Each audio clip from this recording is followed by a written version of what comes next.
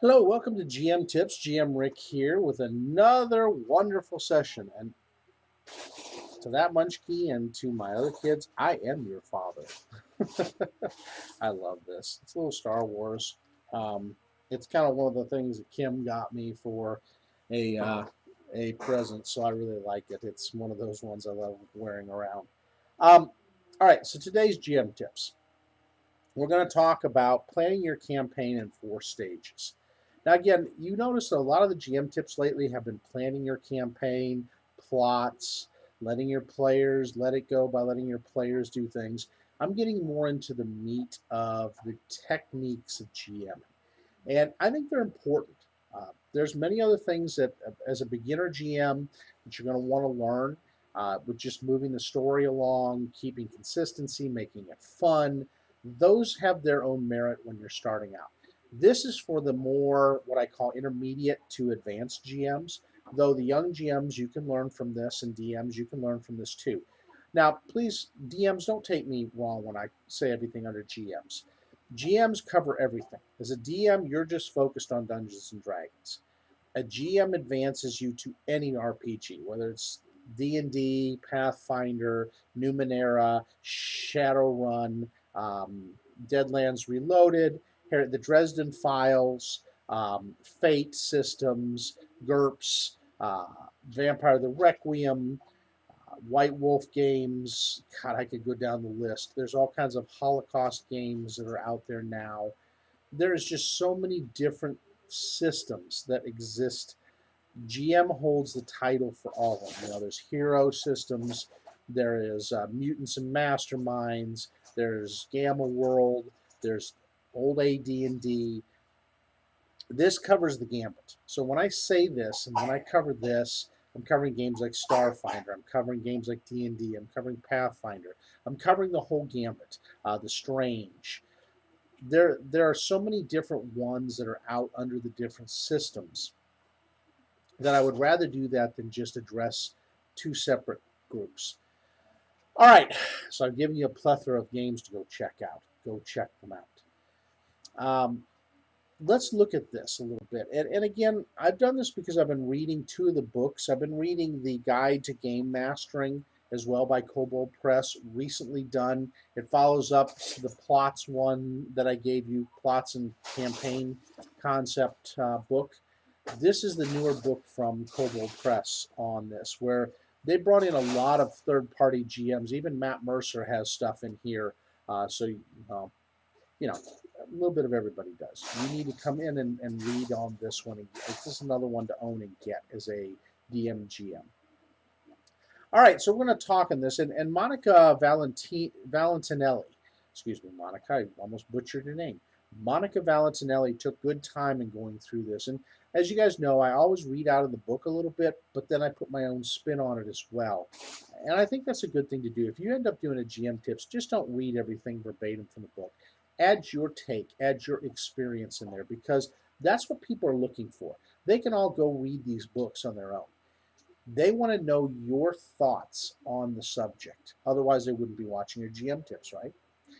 Uh, she makes a good point. No two GMs are alike in how they plan a campaign or run a campaign. We're similar to each other. We have similar thinking patterns.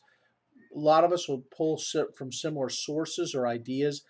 But if you get two people to sit down and write the same campaign with the same type of ideas and plots, they're going to take it and take it a whole nother direction from the other one. It's just how we are. Uh, so, alternatively, they might spend a lot of times world building, or they could turn around and do NPC creation, development of a main plot or subplots to wander from town to town. So, you're going to be different in how you look at things. And that's why taking these stages, the stages remain the same in how you'll lay things out. And these are great stages for you when you're planning all this. But we're going to all be different and take different spins on those. So here's a key idea. Stage one, when you're sitting down to think about a brand new campaign, brainstorming is vital. And as all of us know, we sit down and we brainstorm. And we're sitting there in our mind mulling a variety of ideas. So here's some tips and questions to ask yourself, per Monica and per me, on brainstorming at the beginning. How long is your campaign going to be? Sorry, not how large, but that's also something we can add in there. How long is your campaign going to be? Is it going to be a week, a month, 2 years, a year, 10 years, 5 years? How big do you want your campaign to be? Now, when you do this, you're going to have milestones you're going to want to set down. So consider safely planning for every 3 to 6 to 9 sessions. You don't want to plan out too far. If you go too far, your players will totally take whatever you write down and wad it up into a big ball of paper and throw it into the wastebasket. That's what they're going to do. I'm going to tell you this. GMs, hear me, and I've said this every video. Your players are going to wad up your planning and throw it. That's why if you plan it in stages, it's easy to alter from every 3 to 6 stages. It is. I would say keep it into 3 to 6 because 9 is too far out. It's a lot of stages. And these stages are going to be sessional stages, okay? So keep an eye on that. How many scenes do you need per session? So remember we talked about the idea of scenes and designing scenes. That's the way you're designing your sessions. There's going to be key scenes that these players are going to be dealing with. You're going to have a lot of other improvisation or maybe just some side move it along stuff, but there are main scenes, and this is what you got to sit there and say. Do I want 5 scenes? Do I want 7 scenes? Do I want 9 scenes?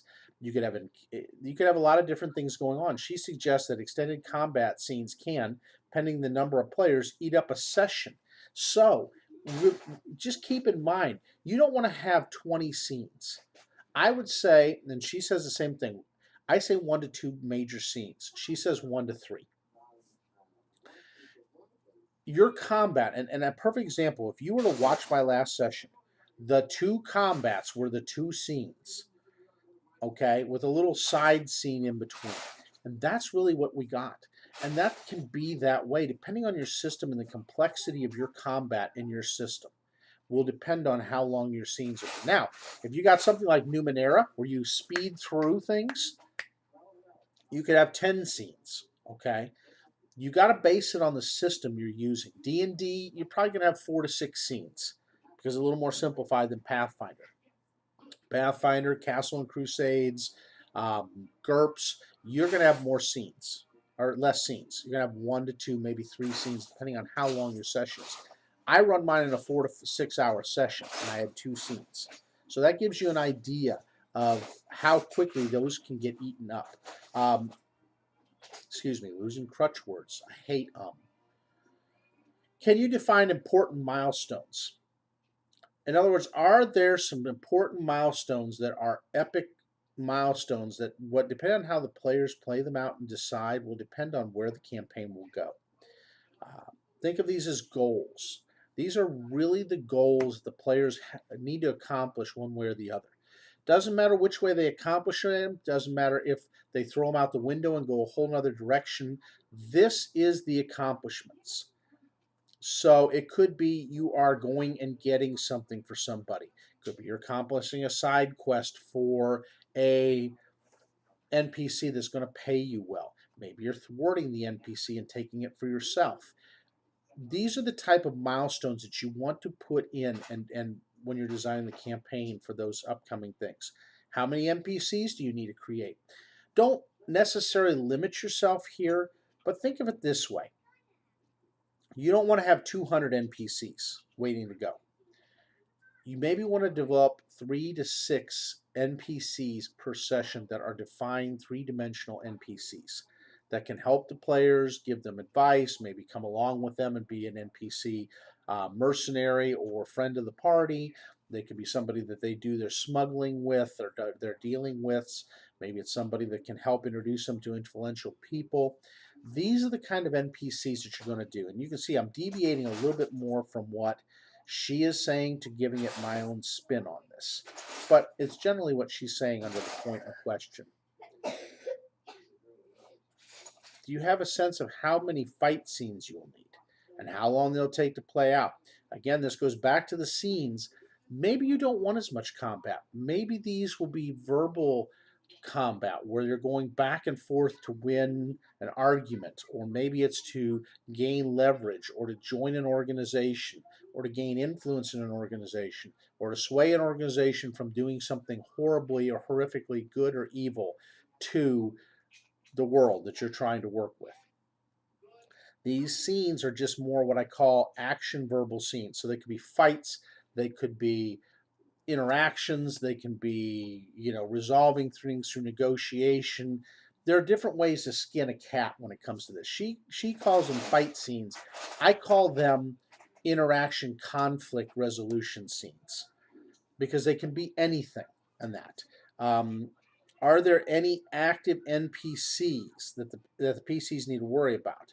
These are the ones that when you design the NPCs that are actively already working with the party, maybe they're thwarting the party, maybe they're undermining the party, maybe they're working to help the party. This can be a lot of different ways, but you got to keep that in mind. Are these going on? I love this because I always have an NPC that is undermining the party. There's always somebody that does not like what the party is doing, and they're there to thwart that party in some way. Do you plan on using downtime for your players? Downtime, what are they doing? My players love to say in the downtime they're working with the Mercane they're currently working with in our campaign. And the Mercane is a trader kind of outsider that goes and gets things done for them. So that way when they get to the next session, that time has passed, and they've got to note it on their sheets, and any spells go down, but the Mercane helps them out. So they use that downtime for that. Maybe it's building an item. Maybe it's creating an item. Maybe it's having an item created for them. Maybe it's a side job to earn money. Downtime can be filled up many different ways. But are you going to use that? How much time do you have allocated for creating or finding aids like maps and minis? If you're using maps and other accessories, think about whether or not you want to draw maps to enhance your game. Maybe you pre-print things before the session. I always take time in the morning before the session to draw up a couple pertinent maps. That makes the sessions move along. If you see me drawing a map in a session, you can see how long it takes. It takes a good 5 to 15 minutes for me to draw it. Versus if I have it already prepared, we're ready to go and go boom, boom, boom. And I put the fog of war, like you'll see me using paper clips and paper, so I fog it out. Now it's easier if you're doing this on like Fantasy Grounds or on Roll20. You're still creating, but you're creating before the session so the players don't have to worry about it. But if you're doing it live, you have to be smart about your time. So those are the questions you got to ask yourself beforehand. Now, sketching out your plot. Most of the time, a GM and players alike spend hours world building, right? Because we love to do so. We love it. GMs, you got to admit, we love the creation. It is our part to enjoy the campaign itself. When prepping for a campaign, however, you may not have time to create multiple towns, crypts, or forests. We all love to do that. We all love to write that up, but think about how much time that chews up. Where I can, I use printed maps. I love that about Paizo because they will build me certain maps. But to be fair, let me show you what I do for when there isn't time, okay? Because sometimes you may have all these things set out for you. Sometimes you don't. So, perfect example. Kalit is a small town in Osirian. So what did I do for the village of Kalit? Look at this. This is Rick's wonderful map work. I know it sucks, but hey, I like doing it. That's the time. Now, you know how long it took me to do that and to color those in? An hour and a half to write up all that material. If you have 6 towns, that's almost a day you're going to spend doing that. It's fine if you're single and have no social life outside of your game. And I don't knock this. Hey, some GMs, you got that, use it. Those of us that do, like in my case, having a girlfriend, a fiance, a child, a mini GM, I can't spend 9 hours doing that. I just can't in one sitting. It doesn't work. So you have to think about this and do it, maybe spread it out some, but manage your time well, okay? There is pre-printed stuff that you can use and go out on the net and make it up and work with it. So in stage one, you figure out of this process how many sessions you're planning to run, right? And assigning the number of sessions and scenes to the campaign often traps you in the idea that you must be linear. No, you don't. And that goes back to, you remember where we talked about this? The three types of things you can do: the spider web, the net, and then the branches. We're going back to that again in an earlier session, okay? So here's the elements of a spider web if you want to do a campaign in that session. There's a center with rings, nodes, and connecting threads. At the center of the web lies the heart and purpose of your story for your characters. Now, many of you say, well, I don't do this. Yes, you do. If you're writing up your things, you are doing a spider web and you don't even know it, okay? If you're going the linear path. Rings. Each ring, including a center, represents a session you want to run. So here's the web with the rings of the sessions going out. The nodes connecting the scenes to scenes and sessions to sessions are the elements that move the story in one direction or the other. So now the webs cross, it comes out and crosses. Those are the nodes. And then the connecting threads. Threads are drawn from one node to another to represent scenes related to specific scenes. These are the elements you design, but may not appear in a game session if the PCs don't move that way. So you don't have to force them, but you have the things there in case they do choose this way over this way. The fallacy of that is they will outthink you and outthink your spider web. Okay? That's one way of doing it. Then you've got the branch ones. I like the branch because the branches are where it will go. And even though you may have a center place that connects back to the tree on the branch, or a center section of the branch, that's the underlying story, all those other branches take it what direction it's going to take it, and they move off from that center. So keep that in mind. Stage 3. Oh, one thing she says there, the shape of your web depends on what campaign you're preparing for. But it also is impacted by the number of scenes you run. So scenes, plot, all this comes together to make the full story. Lastly, when it comes to figuring out how many NPCs you need, keep in mind that you don't have to create as many as you think you have to. You just don't. So, all right, hang on here, and I will be back, and I'm going to do a part 2 to this. Okay, so it's going to be part 1 and part 2.